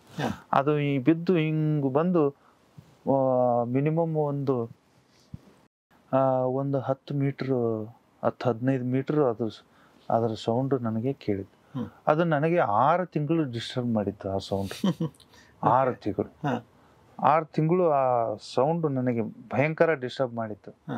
ಆ ಶಬ್ದ, ಆ ನಾದದಿಂದಲೇನೆ ನಾನು ಅಷ್ಟೊತ್ತಿಗಾಗಲೇ ಕರೋನಾ ಬಂದಿತ್ತು. ಅದು ನನಗೆ ಈ ಗುರುಚರಣ ಕಮಲದಲ್ಲಿ ಭೃಂಗನಾಗುನಿ ಅಂತ ಹೇಳಿ ಒಂದು ತತ್ವಪದದಲ್ಲಿ ಒಂದು ಲೈನ್ ಬರ್ತದೆ. ಭೃಂಗ ಅಂತಂದ್ರೆ ಅದೊಂದು ಸುತ್ತರಿಯುವ. ಅವಾಗ ಫ್ಲಡ್ ಒಂದು ಬಂದಿತ್ತು. ಅಂದ್ರೆ ಫ್ಲಡ್ ಬಂದಾಗ ನಮ್ಮ ನಾಳವರು ಎಲ್ಲಾ ಕಡೆ ಹೋಗ್ಬೇಕು ಅಂತ. ಅದು ಭೃಂಗ ಹೇಗೆ ಇಡೀ ಹೂವನ್ನ ಸುತ್ತರಿತದೆ, ಹಾಗೆ ಫ್ಲಡ್ ಬಂದಾಗ ಎಲ್ಲ ಕಡೆ ಸುತ್ತರಿ ಅಂತ. ಕೆಲವು ಜಾಗಕ್ಕೆ ಅಷ್ಟೇ ಹೋದ್ರು ಅನ್ನುವಂಥದ್ದು ಒಂದಿತ್ತು. ಆವಾಗ ಭೃಂಗನಾಗುನಿ ಅನ್ನುವಂಥ ಆ ಪದವನ್ನ ಅಲ್ಲಿಗೆ ನಾನು ಸೇರಿಕೊಂಡು ಅದು ಕತೆ ಹಂಗೆ ಅಲ್ಲಿ ನಮಗೆ ಕತ್ತಲ ಪರಂಪರೆ, ಈ ತತ್ವಪದಗಳು ಕತ್ತಲಿನಲ್ಲಿ ಹುಟ್ಟುವಂಥವು ಅಂತ ಹಂಗೆ ತಗೊಂಡು ಕತೆ ಕರೋನಾ ಸ್ಥಿತಿಗತಿಗಳು, ಕರೋನಾ ಕಾಲದಲ್ಲಿ ಮೂಡಿದ ಕತೆ ಅಂತ ಜನಶಕ್ತಿ ಮಿಡಿಯ ಪ್ರಥಮ ಬಹುಮಾನವು ಕೂಡ ಆ ಕತೆ ಇತ್ತು. ಹಿಂಗೆ ಬಿಖಾರಿ ಬೆಳದಿಂಗಳು ಕತ್ತಲನ್ನು ಕದ್ದು ನೋಡುವ ಹೊತ್ತಿನೂ ಆಗಿರ್ಲಿಲ್ಲ. ಹಿಂಗೆ ಸ್ಟಾರ್ಟ್ ಆಗ್ತಾ ಆ ಮನುಷ್ಯ ನಮ್ಮೂರಿನಿಂದಲೇನೆ ಹೋಗ್ತಾನೆ. ನಮ್ಮೂರು ನಮ್ಮ ಹೊಲ್ದಾಗಲ್ಲ ಇಂದ ಬೇರೆ ಇಲ್ಲಿ ಹೊಲ್ದಾಗಿನಿಂದ ಹಿಂಗೆ ಅವನ ಆ ಕಡೆ ಮಹಾರಾಷ್ಟ್ರ ಕಡೆ ಹೋಗುತ್ತೆ. ಹಂಗೆ ಅದು ನನಗೆ ಆ ಕತೆ ಮೂಡಿತ್ತು ಸರ್. ನನಗೆ ಬಹಳ ಡಿಸ್ಟರ್ಬ್ ಮಾಡಿರುವ ಎಲ್ಲ ಕತೆಗಳಲ್ಲಿ ಈ ಕತೆ ಬಹಳ ಡಿಸ್ಟರ್ಬ್ ಮಾಡಿತ್ತು. ಬರೀಲಿಕ್ಕೆ ಬಹಳ ಡಿಸ್ಟರ್ಬ್ ಮಾಡಿತ್ತು. ಬರೀಬೇಕು ನಾನು, ಇದನ್ನ ನಾನು ಒಳಗಡೆ ಇಟ್ಕೊಂಡ್ರು ನನಗೆ ಬೇರೆ ಕೆಲಸ ಮಾಡಕ್ ಆಗಲ್ಲ ಅಂತ ಅನಿಸಿದ ಕತೆ ಯಾವ್ದಾದ್ರು ಇದ್ರೆ ಅದು ಒಂದು. ಮತ್ತು ಗಾಯದ ಬೆನ್ನು ಅನ್ನುವಂತ ಒಂದು ಕತೆ. ತುರಂಗಬಾಲೆ ಕಥೆನೂ ಕೂಡ ಅದೇ. ಒಂದೇನೋ ವಿಚಿತ್ರ ಕನಸು, ವಿಚಿತ್ರವಾದದ್ದು ಅದು. ಆ ಕನಸೇ ನನಗೆ ಅದು ಅದನ್ನು ನನಗೆ ಬಿದ್ದಿರೋ ಕನಸು ಡಿಸ್ಟರ್ಬ್ ಆಗಿ ನಾನು ಅದನ್ನು ಕೂಡ ಕಥೆಯಾಗಿ ಮಾಡಿದ್ದು. ಸೌದತ್ತಿ ಎಲ್ಲಮ್ಮ ಎಲ್ಲ ಆ ಪರಂಪರೆಯನ್ನು ಇಟ್ಕೊಂಡು ಕಥೆಯಾಗಿ ಮಾಡಿದ್ದೀನಿ ಸರ್. ಸೊ ನೀವು ನಮ್ಮ ಇಡೀ ಮಾತುಕತೆಯಲ್ಲಿ ಸಾಕಷ್ಟು ತತ್ವಪದಗಳ ವಿಚಾರ ಬಂತು. ಅಂದ್ರೆ ಆ ಒಂದು ಪರ್ಟಿಕ್ಯುಲರ್ ಸಬ್ಜೆಕ್ಟ್ ಮೇಲೆ ನಾವು ಮಾತಾಡಬೇಕು ಅಂದ್ರೆ ಅದಕ್ಕೆ ದಿನಗಳೇ ಸಾಲಲ್ವೇನೋ, ಅಥವಾ ಸಾಕಷ್ಟು ವಿಷಯಗಳಿದೆ. ಜೊತೆಗೆ ನೀವು ಅದರಲ್ಲಿ PhD ಕೂಡ ಮಾಡಿದ್ರಿ. ಅದರ ಬಗ್ಗೆ ಒಂದು ಚಿಕ್ಕದಾಗಿ ನೀವು ನಮಗೆ ತಿಳಿಸ್ಕೊಡೋದಾದ್ರೆ. ಅದೇ ಸರ್, ಈಗ ನನಗೆ ಅಲ್ಲಿ ಒಂದು ಕತೆ ಇದೆ, ನಾದ ನೆರಳು ಅಂತ ಹೇಳಿ. ಆ ಕಥೆನೂ ಕೂಡ ಹಂಗೆ ಇದೆ. ಅದು ನನಗೆ ತತ್ವಪದ ಬೇಸಿಕಲಿಯಾಗಿ ನಾವು ಅಲ್ಲೇ ಹುಟ್ಟಿ ತತ್ವಪದದಲ್ಲೇ ಹುಟ್ಟಿದ್ದು. ನಾವು ಏನು ಬೈಬೇಕಾದ್ರೂ ತತ್ವಪದಗಳನ್ನೇ ಹಾಕಿ ಬೈತಾರೆ. ಸುಮ್ಮನ ಕುಂದರಬಾರ್ದೇನ, ನಿನ್ನ ಗೋಣು ಮುರಿದು ಗೋಡೆಗಿಡ್ಲಿ ಸುಮ್ಮನ ಕುಂದರಬಾರ್ದೇನ ಅಂತ. ಹಿಂಗ್ ಅದು ತತ್ವಪದನೂ ಇದೆ, ನಮ್ಮಲ್ಲಿ ಬೇಗಳೂ ಇದೆ. ಅದು ಹಿಂಗೆ ಆ ನುಡಿಗಟ್ಟುಗಳು ಅಲ್ಲಿವೆ, ನಮ್ಮ ಜನ ಎಲ್ಲ ಬಳಸೋದು. ನಾನು ಹಂಗೆ ತತ್ವಪದದಲ್ಲಿ ಆಸಕ್ತಿ ಇರುವುದರಿಂದ MA ಮುಗಿದ ನಂತರ PhD ಎಂಟ್ರೆನ್ಸ್ ಬರೆದ ನಂತರ ಏನು ತಗೊಂಡು ಏನಾದರೂ ಟಾಪಿಕ್ ಒಯ್ಯಬೇಕು ಅಂತ ಒಂದು ಸೆನಾಪ್ಸಿಸ್ ಮಾಡ್ಕೊಂಡು ಹೋಗ್ಬೇಕಂತ. ಅದೇ ತತ್ವಪದಗಳಲ್ಲಿ ರೂಪಕ ಪ್ರತಿಮೆಗಳು ಅಂತ ಹೇಳಿ ಬರ್ಕೊಂಡು ಹೋಗಿದ್ದೆ. ರೂಪಕ ಪ್ರತಿಮೆ ಅಂತ ಹೇಳಿ ಒಂದು 5-6 ಪುಟ ಬರ್ಕೊಂಡು ಹೋಗಿದ್ದೆ. ಅಲ್ಲಿ ಮಾತನಾಡಿಸುವಾಗ ನನಗೆ ಯಾವುದನ್ನ ಒಂದು ತಾತ್ವಿಕರಿಸುವ ಅದು ಯಾವುದೂ ಇರಲಿಲ್ಲ. ಬಟ್ ಅವರು ನಮ್ಮೆಲ್ಲ ಗುರುಗಳು ನನ್ನ ಸಂದರ್ಶನ ಕುಂತವರು ನನ್ನ ಬಲ್ಲಿರುವ ಸೋರ್ಸ್ ನೋಡಿ ಅವರು ದಂಗಾದ್ರು. ಅಂದ್ರೆ ಏನಾದ್ರು ಕೇಳಿದ್ರೆ ನನ್ನ ಬಾಯಲ್ಲೇ ಒಂದು ತತ್ವಪದ ಇತ್ತು, ಅದಕ್ಕೊಂದು ಎಕ್ಸಾಂಪಲ್. ಏನಾದ್ರು ಕೇಳಿದ್ರೆ ಹಿಂಗೊಂದು ತತ್ವಪದ. ಹಂಗಾಗಿ ಅವರು ನಾನು ಹಂಗೆ ತೊಗೊಂಡೋದಾಗ ಸೆಲೆಕ್ಷನ್ ಮಾಡಿದರು. ನಂತರ ನನಗೆ ಈ ಕಾವ್ಯ ಮೀಮಾಂಸೆ ಅಂತ ಹೇಳಿ, ಭಾರತೀಯ ಕಾವ್ಯ ಮೀಮಾಂಸೆ ಅಂತ ಇದೆ. ನನಗೆ ಬಹಳ ಡಿಸ್ಟರ್ಬ್ ಮಾಡಿದ್ದು ಅಂತಂದ್ರೆ, ಈ ಭಾರತೀಯ ಕಾವ್ಯ ಮೀಮಾಂಸೆಯಲ್ಲಿ ಧ್ವನಿ, ರಸ, ಔಚಿತ್ಯ ಎಲ್ಲ ಇದಾವೆ ಅಲ್ಲಿ. ಅದಕ್ಕಿಂತ ಭಿನ್ನವಾಗಿ ನಾನು ಏನಾದರೂ ಮಾಡ್ಬೋದೆ? ಕಾವ್ಯ ಮೀಮಾಂಸೆ ಅಂದ್ರೆ ಏನು ನಮ್ಮ ಕನ್ನಡ ನೆಲಕ್ಕೆ? ಇವರು ಜೀವನನೇ ಒಂದು ಕಾವ್ಯ, ಅದನ್ನೇ ಯಾಕೆ ಆಗ್ಬಾರ್ದು? ಹಿಂಗೆ ಇದ್ರೊಳಗಡೆ ಒಂದೊಂದೊಂದೊಂದು ಕಲ್ಟುಗಳು ರೂಪಕವಾಗಿ ಬರ್ತವೆ. ಇದನ್ನು ಒಂದು ಕಾವ್ಯ ಮೀಮಾಂಸೆಯಾಗಿ ಯಾಕೆ ಆಗ್ಬಾರ್ದು? ಈ ಥರದ್ದು ನನ್ನ ತಲೆ ಒಳಗಡೆ ಅವಾಗವಾಗ ಬರ್ತಿತ್ತು ಸರ್. ಇಲ್ಲಿ ಕನ್ನಡ ಕಾವ್ಯ ಮೀಮಾಂಸೆ ಅಂತ ನಟರಾಜ್ ಬೂದಾಳ್ ಅವರು ಒಂದು ಕೃತಿನೂ ಬರೆದ್ರು. ತಮಿಳು ಕಾವ್ಯ ಮೀಮಾಂಸೆನೂ ನಮ್ಮ ಜೊತೆಗಿತ್ತು. ದಂಡೆಯವರು, ವೀರಣ್ಣ ದಂಡೆಯವರು ಜನಪದ ಕಾವ್ಯ ಮೀಮಾಂಸೆ ಅಂತ ಹೇಳಿ ಅವರು ಬರೆದಿದ್ದಾರೆ. ವಚನ ಕಾವ್ಯ ಮೀಮಾಂಸೆ ಅಂತೂ ಕೂಡ ಮಾಡಿದ್ದಾರೆ ಸರ್ ಪುಸ್ತಕ. ಹಂಗೆ ನನಗೆ ಇದು ತತ್ವಪದಗಳ ಮೇಲೆ ಒಂದು ಕಾವ್ಯ ಮೀಮಾಂಸೆ, ತತ್ವಪದ ಕಾವ್ಯ ಮೀಮಾಂಸೆ ಯಾಕೆ ಮಾಡಬಹುದು ಅಂತ ನಮ್ಮ ಗುರುಗಳ ಜೊತೆ ಚರ್ಚೆ ಮಾಡಿ ಆ ಕಡೆ ಅದನ್ನ ಮಾಡಿ ಸರ್. ನಾನು ಅದರ ತತ್ವಪದದ ಮೇಲಸ್ತರದ ಬಗ್ಗೆ ನಾನು ಏನು ಮಾತಾಡಿಲ್ಲ. ತತ್ವಪದದ ಒಳಗಡೆ ಇರೋದನ್ನ ಕಾವ್ಯ ಮೀಮಾಂಸೆ ಯಾಕೆ ಅನ್ಬಾರ್ದು ಅನ್ನೋ ರೀತಿ ಒಳಗಡೆ ನಾನು ಚರ್ಚೆ ಮಾಡ್ತಾ ಹೋಗಿದ್ದೆ. ಅಲ್ಲಿ ಗುರು ಪರಂಪರೆ, ಅನುಭವ ಕಥನಗಳು, ಅದು ಅವರ ಅನುಭವ, ಅದು ಕಾವ್ಯದ ಮೂಲಕ ಹಂಗೆ ಚರ್ಚೆ ಮಾಡ್ತಾ ಹೋಗಿದೆ. ಅಂದ್ರೆ ಮೌಖಿಕ ಕಥನಗಳು ಮತ್ತು ತತ್ವಪದ ಸಾಹಿತ್ಯ. ಮೌಖಿಕ ಕಥನಗಳಿದಾವೆ ನಮ್ಮ ಕಡೆ. ದೇವಿ ಪುರಾಣ ಇದೆ, ಯಲ್ಲಮ್ಮನ ಕಾವ್ಯ ಇದೆ. ಅವುಗಳನ್ನ ಇವರು ಚಿದಾನಂದ ಅವಧೂತ ಹೇಗೆ ತರ್ತಾನೆ ಶಾಕ್ತ ಪರಂಪರೆಯಲ್ಲಿ, ಕಡ್ಕೊಳು ಮಡಿಯೊಳಪ್ಪ ಹೇಗೆ ತರ್ತಾನೆ, ಅವನು ಜಯ ಜಯ ಮಂಗಲ ಮೂರುತಿಗಾರುತಿ ಎತ್ತಲೇಬೇಕಮ್ಮ, ಶಕ್ತಿಯ ರೇಕಿರಬೇಕಮ್ಮ, ನಯನದ ಜ್ಯೋತಿಯ ಜೋಕಿಮ್ಮ, ಜೈನಂ ಪಾರ್ವತಿ ಪತಿಹರ ಎನ್ನುತ್ತಲಿ ಚಪ್ಪಳಿಗಾಕ. ಯಾರು ಇಂಥ ಭಾಷೆ ಬಳಸಿದ್ರು ಸರ್? ಕಡ್ಕೊಳು ಮಡಿಯೊಳಪ್ಪ, ಅಸತೃಷ ಅಜಮಿತ ವಿಚಿತ್ರ ಬೊಂಬೆ, ಮಾಟವೆ ತಾಟಮ್ಮ, ಆಕ್ರಳ ವಿಕ್ರಳ ಕೂಟಮ್ಮ, ಬಹುಬಹು ಬಂಗಾಲಿ ಆಟಮ್ಮ, ಅಸಮ ಮಾಂತನ ಕಾಣಗೊಡದ ದುಳುದುಂಬಿ ಬುಕೀಟ ಘಾಟಮ್ಮ. ಇವು ಎಲ್ಲ ನನಗೆ ಬಹಳ ಡಿಸ್ಟರ್ಬ್ ಮಾಡಿದ್ದು. ಹಂಗಾಗಿ ನನ್ನ PhDಗೂ ಮತ್ತು ನನ್ನ ಕ್ರಿಯೇಟಿವಿಟಿ ಬರವಣಿಗೆಗೂ ಇವೆಲ್ಲ ಹೊಂದ್ಕೊಂಡು ಬಂದು ಅಂತ ಅನಿಸ್ತದೆ. ಸೊ ನಿಮ್ಮ ಈ ಒಂದು ಜರ್ನಿ, ಓದಿನ ಜರ್ನಿ ಜೊತೆಗೆ ಇವುಗಳನ್ನೆಲ್ಲ ತಿಳಿಯುವಂತ ಒಂದು ರೀತಿ ನಿಮ್ಮ ಒಳಗಡೆ ಒಂದು ತುಡಿತಾ ಇದೆಯಲ್ಲ, ಅದೆಲ್ಲ ಹೀಗೆ ಮುಂದುವರಿತಾ ಇರಲಿ. ಜೊತೆಗೆ ನಿಮ್ಮಿಂದ ಇನ್ನೊಂದಷ್ಟು ಕನ್ನಡ ಸಾಹಿತ್ಯಕ್ಕೆ ಒಳ್ಳೊಳ್ಳೆ ಕಥೆಗಳು ಬರಲಿ, ಒಳ್ಳೊಳ್ಳೆ ವಿಚಾರಗಳು ಹರಿದು ಬರಲಿ ಅನ್ನೋದು ನಮ್ಮ ಒಂದು ಆಶಯ. ಸೊ ಅದಕ್ಕೆ ಮೊದಲನೇದಾಗಿ ಈ ಪುಸ್ತಕಕ್ಕೆ ನಿಮಗೆ ಮತ್ತೊಮ್ಮೆ ಅಭಿನಂದನೆಗಳು. ಹಾಗೆ ಏನ್ ಅನಿಸ್ತಾ ಇದೆ ಅಂದ್ರೆ, ಮೊದಲನೇ ಪುಸ್ತಕ ಹೊರಗಡೆ ಬಂದಿದೆ, ಕಡೆಯದಾಗಿ ಕೇಳೋದಾದ್ರೆ ಏನ್ ಅನಿಸ್ತಾ ಇದೆ? ಯಾವ ರೀತಿ ಓದುಗರು ತಗೊಳ್ಬೋದು ಅಂತ ಅನಿಸ್ತಾ ಇದೆ? ತಗೊಳ್ತಾರೆ ಸರ್. ಅದ್ರ ಬಗ್ಗೆ ಹೇಳಲಿಕ್ಕಾಗಲ್ಲ. ಬಟ್ ನನಗೆ ಒಂದು ರಿಲೀಫ್ ಅಂತ ಅನಿಸ್ತಾ ಇದೆ, ಹಾ. ಸದ್ಯದ ರಿಲೀಫ್. ನನಗೆ ಇನ್ನೂ ಬರಿಬೇಕಂತ ಇದೆ. ಆ, ನನಗೆ ಅದೊಂದ್ರ ಮೇಲೆ ನಂಬಿಕೆ ಇಟ್ಕೊಂಡವ್ ನಾನು. ಅಂದ್ರೆ ನಾನು ಬರಿಬೇಕು ಅನ್ನೋದು ಬಹಳ ನಮ್ಮ ಇಡೀ ನಮ್ಮ ಊರಲ್ಲಿ ಮೊದಲಿಗ ಬರಹಗಾರನಾಗಿದ್ದೀನಿ. ನನಗೆ ಸಾಕಷ್ಟು ಅನುಭವಗಳು, ನೋವುಗಳು ಬೇರೆ ಬೇರೆ ಇದಾವೆ. ಬಟ್ ನನಗೆ ತುಂಬಾ ಕಾನ್ಫಿಡೆನ್ಸ್ ಇರೋದು ಇದೊಂದರಲ್ಲಿ. ಬೇರೆ ಯಾವುದರಲ್ಲಿ ನನಗೆ ದುಡಿತೀನಿ ಹಿಂಗೆಲ್ಲ ಬೇರೆ ಬೇರೆ ಡಿಪಾರ್ಟ್ಮೆಂಟ್ಗಿನ್ನ ನನಗೆ ಮಕ್ಕಳಿಗೆ ಸಾಹಿತ್ಯ ಪಾಠ ಮಾಡೋದು, ಸಾಹಿತ್ಯವನ್ನ ಓದೋದು, ಸಾಹಿತ್ಯವನ್ನೇ ಬರೆಯೋದು, ಅದ್ರ ಮೇಲೆ ನನಗೆ ನಂಬಿಕೆ ಮತ್ತು ಆತ್ಮವಿಶ್ವಾಸ ಇರೋದ್ರಿಂದ ಅದರಲ್ಲೇ ನಾನು ಮುಂದುವರ್ಕೊಂತು ಇನ್ನು ಒಳ್ಳೆ ಓದಿಗೆ, ಹೊಸ ಓದಿಗೆ ತೆರ್ಕೊಳ್ಬೇಕನ್ನುವಂಥದ್ದು ಇದೆ ಸರ್. ಮತ್ತೆ ನಾನು ಇನ್ನೂ ಇಂಗ್ಲಿಷ್ ಕಲಿಬೇಕು ಅನ್ನೋದು ಹಠ ಇದೆ, ಹಿಂದಿ ಕಲಿಬೇಕು ಅನ್ನೋ, ಭಾಷೆಗಳು ಕಲಿಬೇಕು ಅನ್ನೋದಿದೆ, ಅಲ್ಲಿಯ ವಿಷನ್ ಏನು ಅನ್ನೋದು ತಿಳ್ಕೊಳ್ಬೇಕಂತಿದೆ. ಕನ್ನಡಕ್ಕೆ ಅನುವಾದವಾಗಿ ಬರುವ ಪುಸ್ತಕಗಳನ್ನ ಓದ್ತಾ ಇದ್ದೀನಿ ಸರ್, ಓದ್ತಾ ಇದ್ದೀನಿ. ಬಟ್ ಮೂಲ ಬರವಣಿಗೆ ಅದನ್ನು ಓದಬೇಕನ್ನೋ ಹಂಬಲ ನನಗೆ. ಹಂಗಾಗಿ ಇನ್ನು ಬೇರೆ ಬೇರೆ ಬೇರೆ ನನ್ನ ಬೇರೆ ಓದಿಗೆ ತೆರ್ಕೊಳ್ಬೇಕನ್ನೋ ಆಸೆ, ಹಂಬಲ ಇದೆ ಸರ್. ಖಂಡಿತ ಸರ್, ನಿಮ್ಮ ಈ ಎಲ್ಲ ಆಸೆ ಹಂಬಲಗಳು ಈಡೇರಲಿ. ಜೊತೆಗೆ ಮೊಡಚಿಗಳ ಜೊತೆಗೆ ಇನ್ನೊಂದಷ್ಟು ಪುಸ್ತಕಗಳು ನಿಮ್ಮಿಂದ ಮುಂದಿನ ದಿನಗಳಲ್ಲಿ ಬರಲಿ ಅಂತ ಹೇಳ್ತಾ, ಕಡೆಯದಾಗಿ ಇಲ್ಲಿವರೆಗೂ ಬಂದು ನಮ್ಮ ಈ ಹರಟೆ ಅಟ್ ಹರಿವು ಕಾರ್ಯಕ್ರಮದಲ್ಲಿ ಪಾಲ್ಗೊಂಡಿದ್ದಕ್ಕೆ ತಮಗೆ ಧನ್ಯವಾದಗಳನ್ನು ತಿಳಿಸ್ತೀವಿ.